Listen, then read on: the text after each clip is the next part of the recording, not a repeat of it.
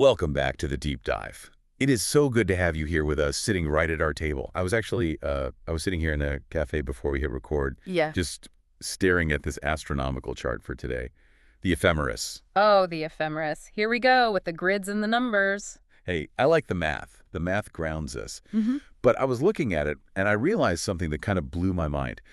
We always talk about the big three in astrology, right? Sun, moon, and rising. Right, the classics. But when you actually look at the raw data, the moon is moving incredibly fast. It is almost frantic compared to the others. And the grid that these ancient sources use to track it isn't just that simple 12-slice pie we're so used to in the West. It is, well, it's intricate. It is highly mathematical. It is intricate, yes, but I mean, you are doing it again. Doing what? You are looking straight at the math and you are completely missing the magic. Put the chart down for a second. Seriously, put it face down. Okay, it's down. Good. Now just look around you. We're sitting here in Cafe Karma. Take a breath. Smell that. That is deeply roasted espresso and old paper from the books on the shelves. Yeah, it's a good vibe today. Oh, yeah. The cups clinking over at the bar. Exactly. Now look past the bar. Look at that antique mirror over there on the wall, right behind the espresso machine. The one with the chipped gold frame. The really heavy-looking one. Okay. Mhm. I'm looking. I see S in it. I see a bit of a caffeine tremble in my hand, maybe. Fair enough. But think back to yesterday. If you had looked in that exact same mirror yesterday morning, would the reflection have been exactly the I same? mean, physically, mostly. I'm wearing a different shirt, but... Not physically, the feeling, the energy behind the reflection. Well, no. The vibe was definitely different.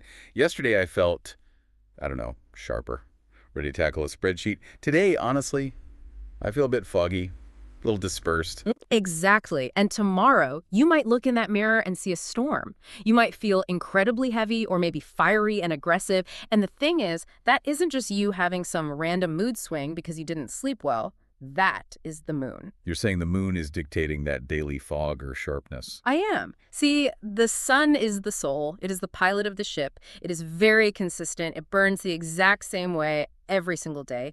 But the moon represents what the ancient texts call manas, the mind. The mind. Not the brain, but the mind. Right, the sensory emotional mind. And the mind is a total shapeshifter. It never ever stays still.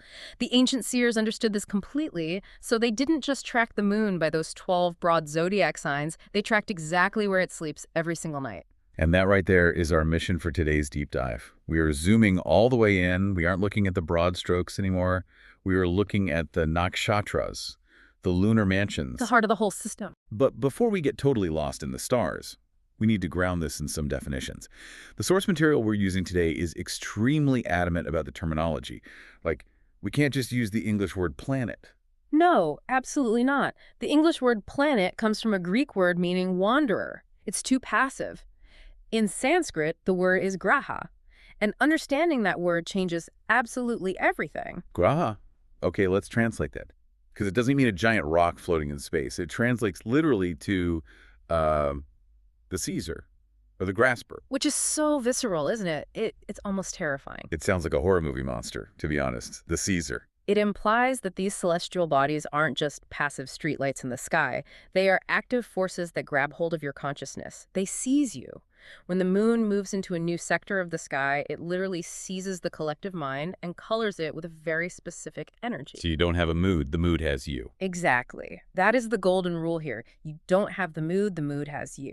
It's a fundamental shift in how you view your own psychology. Okay, so if the Graha, the planet, is the entity doing the seizing, what exactly is the Nakshatra? The Nakshatra is the territory, the field where the seizing happens. The most common Western translation you'll see is lunar mansion. But I really prefer the older, much more poetic translation from the text. They call it the starry logger. A logger, like a camp. Yes, a resting place. A resting place. It sounds very peaceful. But knowing the mythology we are about to get into, I have a feeling it is not always a quiet, relaxing nap. Oh, it is rarely a quiet nap. It is a resting place for Soma. Soma, the moon god. Mm. The sources describe him as the nectar of immortality, the divine elixir. Yeah. But they also describe him as, well, honestly, a bit of a problem. For a problem, he is the ultimate cosmic Casanova. This is the core myth that you have to understand to get how this all works. Soma isn't just a glowing white orb in the sky. He is a full personality. And he is married. Married, right. Not just once. He is married 27 times. 27 wives. And let's be super clear for you listening. This isn't just a random collection of women. They are all sisters. They're the 27 daughters of the creator deity, Daksha. Could you imagine the family reunions? It would be chaos. So Soma marries all 27 sisters, but here's the logistical catch. He cannot live with all of them at the exact same time. He's a wanderer. He has to keep moving, so he develops a schedule. And this is where the astronomy meets the soap opera. I love this.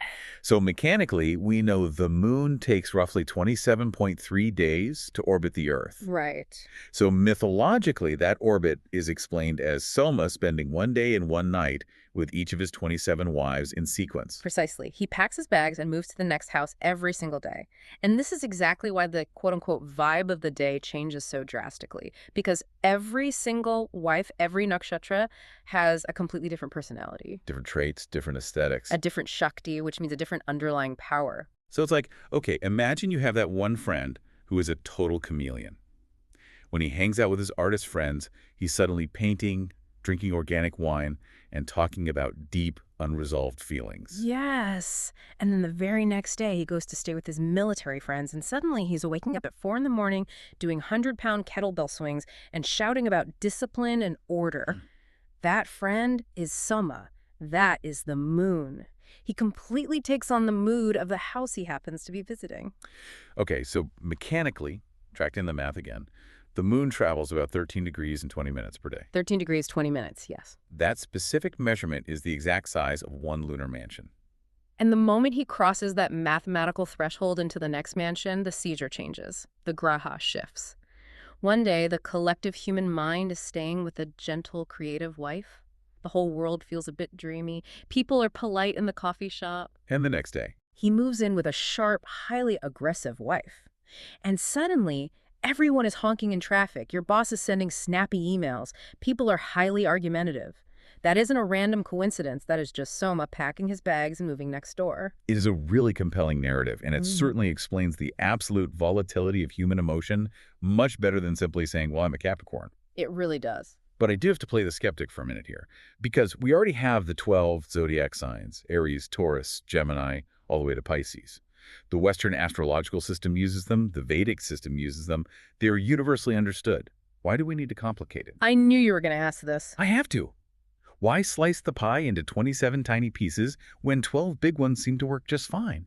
It feels like we're just creating information overload. It is the question every single person asks until they actually see the difference in precision. Let me give you a really solid image for this. Think of the 12 zodiac signs Aries, Leo, Scorpio as countries, giant, sprawling nation-states. Okay, so Aries is a country. Let's say the United States. Sure, Aries is America. It has a general vibe, right? Independence, pioneer spirit, high drive, maybe a little bit loud and noisy. Now, if I walk up to you and ask, who are you? And you say, I am an American, that tells me something about you. Right, but it's incredibly vague. Exactly. It is big. Because saying I'm American could mean I'm a high-speed stockbroker living in a penthouse in downtown Manhattan, or it could mean I'm a quiet farmer living completely off the grid in rural Wyoming. Totally different lives, totally Yeah. different psychologies. Yes, you nailed it. The 12 signs are the countries, but the 27 nakshatras, they are the cities within those countries. They are the specific zip codes. Oh, is it? To say I am an Aries is just saying I am American. But to say I am Ashwini, which is the first nakshatra inside Aries, Yeah. that is like saying I am a New Yorker living in the absolute fast lane. That is a massive, massive gain in precision. You are essentially zooming in from a blurry satellite view down to Google Street View. It is the zoom lens of astrology. The zodiac gives you a 30-degree chunk of the sky. That is a huge amount of real estate. The nakshatra slices that down into a much finer, highly potent segment of just 13 degrees and 20 minutes. And the difference between two nakshatras that live in the exact same zodiac sign can be radical. Okay, let's actually test this. Let's pull from the source material and walk through the specific cities of Aries to see this in action. Let's do it. Open the map. So the country is Aries. The element is fire. The general energy is initiative, leadership, go, go, go. But the very first slice of Aries, that first city, is Ashwini. Ashwini, the star of transport. And the symbol for this mansion is a horse's head. Right, the horsewoman. The sources say this energy is incredibly frantic. It is healing, yes, because the deities are the Ashwini Kumaras, who are the physicians to the gods. But they were physicians who were always on the move. Fast healers. It is the energy of the pure sprinter.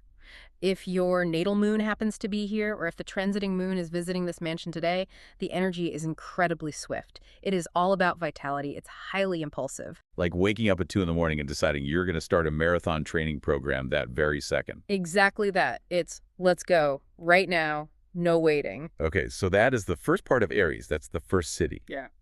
But if we move just a little bit further into the exact same sign, we're still in the country of Aries, we hit the second city. And that is Bharani. And the mood shifts instantly. You are not in the city of speed anymore. You have entered the city of weight. The word Bharani literally translates to the bearer. And the symbol changes completely. It's the yoni, the female reproductive organ. Yes. And the ruling deity of this space is Yama, the lord of death. Whoa!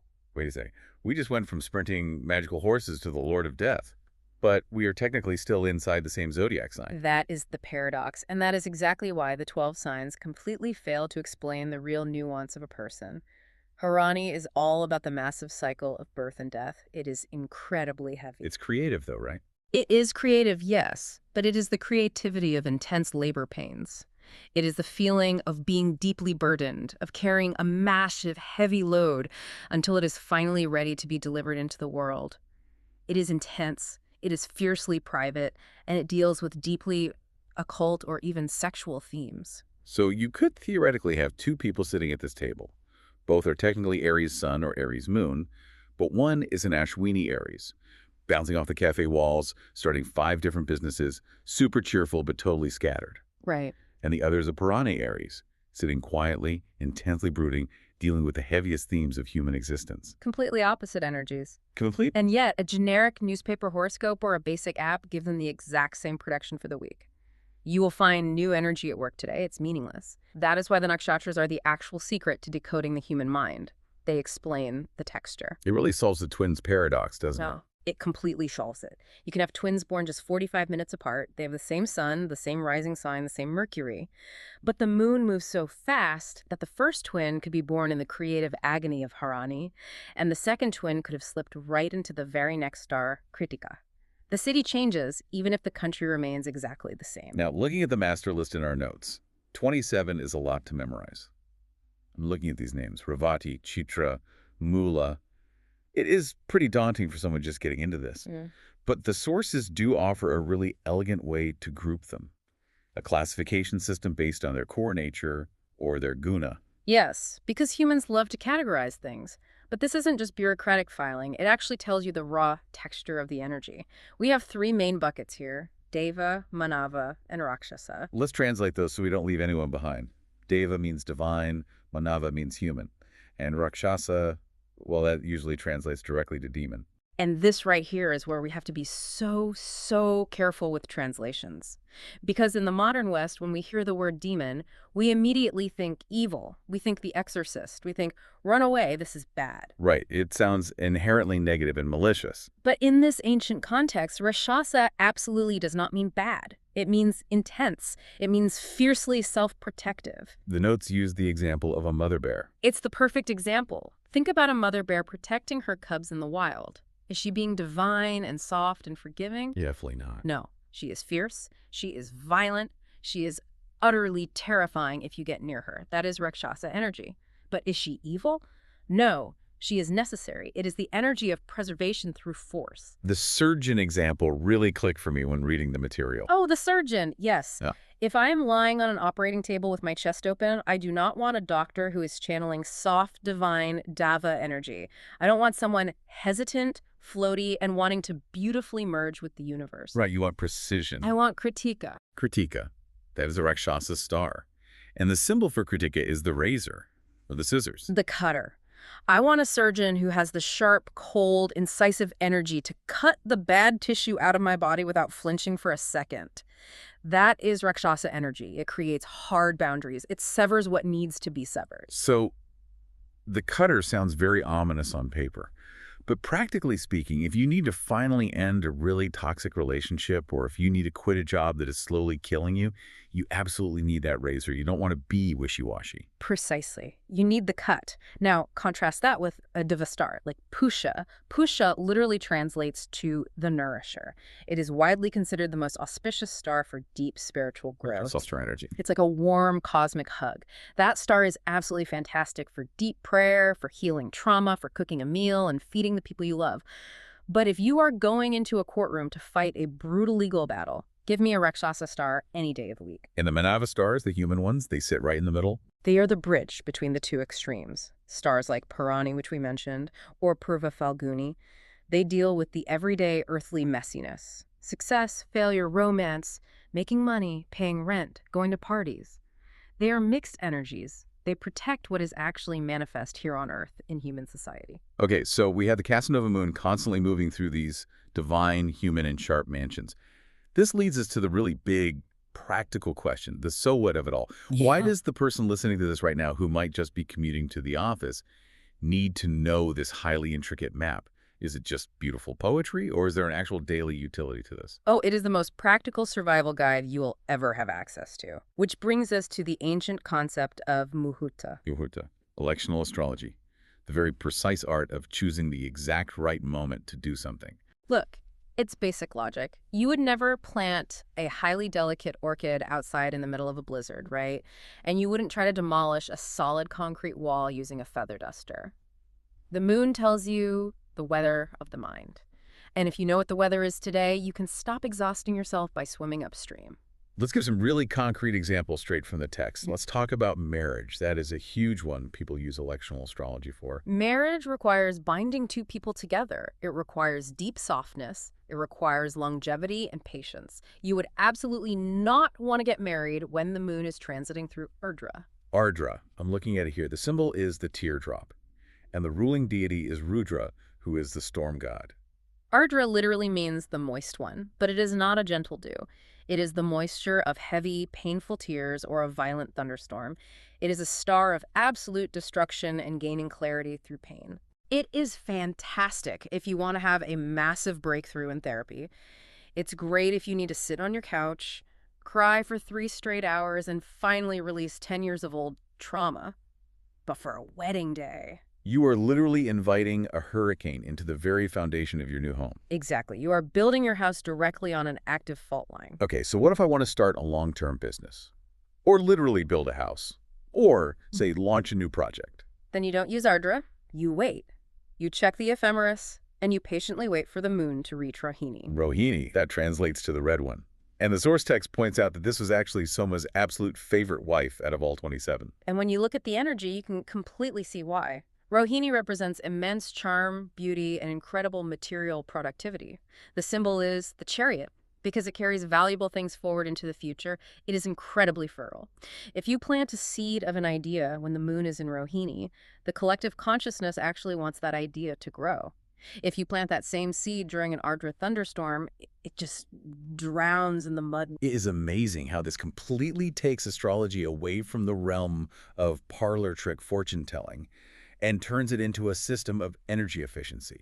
It is literally just cosmic time management. Cosmic time management, that's exactly it. Why fight the current? Let me give you another one. If the moon is in Jeshta, which means the eldest, it's a very political star ruled by Indra, the king of the gods. Jesta, that's the one symbolized by the circular talisman or the earring. It's all about seniority and maintaining strict authority. It is high intrigue. It is pure Game of Thrones energy. When the moon is there, it is a great day for demanding a raise, or outmaneuvering a competitor, or seizing power in a boardroom. But it is a terrible, terrible day to try and have a soft, vulnerable, heart-to-heart conversation with your spouse. Because the energy doesn't support vulnerability. Exactly. If you try to be deeply vulnerable and submissive on a Jeshta day, you'll probably get crushed or misunderstood. Use the day for what the day is actually good for. You know, we have covered the heavy mechanics, we've covered the myth of the 27 wives, and we've talked about the practical utility. But I really want to circle back to something the visionary side of this deep dive always brings up, the internal application. Because we aren't just reacting to the sky like puppets, we are reflecting it. We are the mirror. Think back to how we started this conversation. The antique mirror over by the espresso machine. Yes. And this is exactly where Amma's soul snack comes in. Or, as the German source notes beautifully call it, the Seelen snack. A soul snack. I really like that framing. What is the snack for us today? The core insight is this. The moon represents the mind, manas. And just as the moon is a wanderer, just as Soma is a Casanova visiting 27 totally different houses, your own mind is constantly shifting its context. So essentially, I am not my mood. You are absolutely not your mood. And perhaps more importantly, and this is the part that is really hard to practice, your partner is not their mood. Your boss is not their mood. That is a very hard pill to swallow when your boss is actively yelling at you, or your partner is giving you the freezing cold shoulder over breakfast. Of course it is. But think about the mechanics we literally just walked through. Yeah. If you deeply understand the Nakshatras, you realize that today, the collective mind might just be visiting a sharp star. Maybe the moon is in Mula today. Mula, the root, the start of uprooting things and causing sudden calamity. It literally tears things up by the roots to find the hidden truth. So on a Mula day, everyone feels a bit raw. Everyone feels this weird urge to pull things apart and argue. When someone snaps at you on a day like that, it's not necessarily because they are a fundamentally bad or mean person. It is just that the internal weather they are experiencing is stormy. So instead of judging their entire character in that moment, you mentally look at the calendar. Exactly. Do not judge a person's entire soul based on a stormy day. That is the profound lesson here. If the moon is in Ardra and your partner is crying or deeply angry, you don't panic. You wait. You just wait. Because the moon always moves. The moon moves 13 degrees and 20 minutes every single day, without fail. The violent storm in Ardra inevitably leads to the next star, which is Punarvasu. Punarvasu, that translates to the return of the light, the star of renewal. The storm passes and the light always returns. If you react to the temporary storm as if it is a permanent state of reality, you will actively create a disaster in your life. But if you can just wait for the moon to move, you maintain your internal peace. It's really a profound lesson in detachment. It's about watching the transit happen rather than becoming the transit yourself. That is the pure essence of ancient Vedic psychology. You are the observer. You are the mirror on the wall. The moon is just the shifting reflection passing over the glass. The mirror itself never cries. The mirror itself doesn't bleed. It just reflects whatever is in front of it. That is a very powerful image to hold on to, especially when you remember that the moon actually has no light of its own. It only reflects the light of the sun. And we must be incredibly mindful of what we are choosing to reflect. Are we just reflecting the messy, chaotic weather of the moment? Or are we remembering the sun, the deep soul that is always shining consistently right behind it? You know, we have talked so much today about the light, the sun, the glowing moon, the starry mansions. But looking ahead at our source stack for future deep dives, there is something kind of dark lurking in the data, something that actively tries to swallow this light. Yes. You really cannot talk about the moon for long without eventually talking about the shadows that constantly chase him across the sky. The mathematical nodes, the eclipse points. The dragon, Rahu and Ketu. I think we definitely need to save the dragon for next time. That feels like a massive deep dive all on its own. Oh, it certainly is. If the moon shows us how our mind works on a daily basis, those shadow planets show us what our deepest, darkest obsessions are and what we ultimately need to let go of in this lifetime. Consider that a teaser for next time then. Right. But for today, we've covered a lot of ground. We've mapped out the 27 resting places. We have zoomed all the way from the macro view of the zodiac country down to the precise street view of the Nakshatra city. We have met the cosmic Casanova moon and quite a few of his very distinct wives. And most importantly, we have learned not to schedule a lavish wedding in the middle of a mythological thunderstorm. Highly practical advice for absolutely any era of human history. So here is my final challenge to you, the listener. Yeah. Tonight, or maybe tomorrow morning when you were sitting with your coffee, just take a single second. Look at your own internal weather. Ask yourself, which house is my mind visiting right now? Is the energy sharp? Is it soft? Is it overwhelmingly heavy? And just remember, whatever house you happen to be standing in today, you will not be there for very long. The moon always, always moves on. That really is the beauty of the whole system. It is always in motion. Thank you so much for joining us in the cafe today. We will see you next time on The Deep Dive. Until then, keep looking up. And keep looking in.